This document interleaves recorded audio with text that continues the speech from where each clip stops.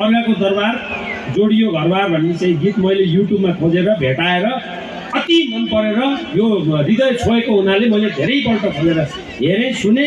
आज तपाईँसँग साक्षात्कार हुन पाउँदा धेरै खुसी लागेको छ।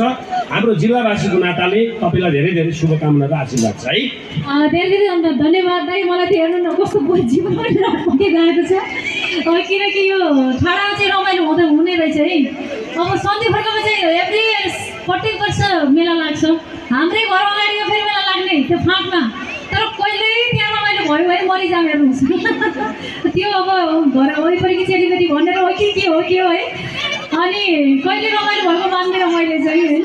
तर यहाँ चाहिँ विशेष रमाइलो भयो, मलाई असाध्यै खुसी लाग्यो। हजुर सबैजनालाई धेरै धेरै धन्यवाद र विशेष चाहिँ हाम्रो आयोजक टिमलाई धेरै धेरै धन्यवाद।